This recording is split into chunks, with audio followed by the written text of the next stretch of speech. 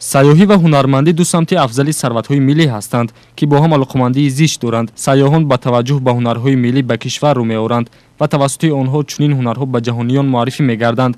ҳоло ин ду ҷода дар тамоми давлатҳо дар якҷоягӣ аҳамияти зиёди иқтисодию иҷтимоӣ касб менамоянд.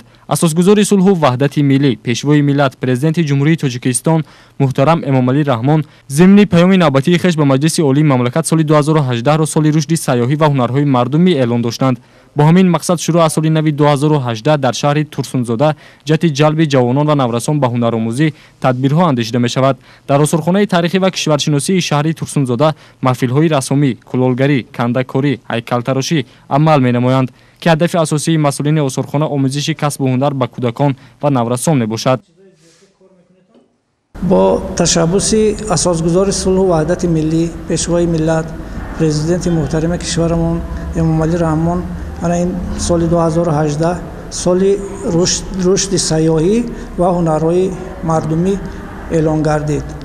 албатта мана ин пешниҳоди муҳтарам ҷаноби олии пешвои миллат Эмомалӣ Раҳмон саривақтист, чунки ҳунарҳои мардумӣ, ҳунарҳои дастӣ дар саросари кишвар албатта имрӯз рӯ ба инкишоф дорад.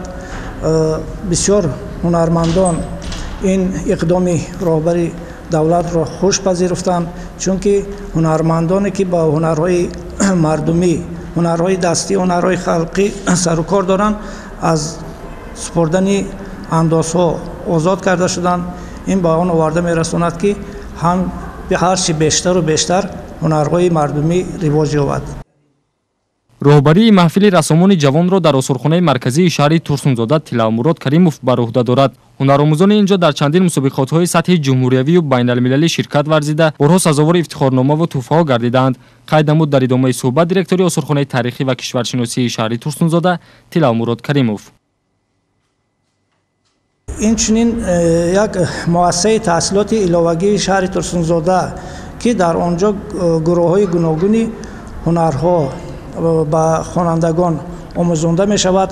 аз қабили наққошӣ, кулолгарӣ, кандакорӣ, ҳайкалтарошӣ, гулдӯзӣ, заргарӣ ва бисёр намуди дигар ҳунарҳое ки кӯдакони зиёд баъд аз дарс омада шомил ба ҳамин маҳфилҳо гашта ҳунарҳои гуногунро меомӯзанд. давоми сол мо метавонем якчанд чорабиниҳои фарҳангӣ аз қабили намоиши ҳунарҳои наққошӣ, ҳунарҳои кулолгарӣ, инчунин намоиши ҳунарҳои дастиро доир намоем, то ин ки мактаббачагон, хонандагони муассисаҳои таълимӣ омада аз ҳунари истеъдоди ҳамсинфони худ бархурдор гарданд.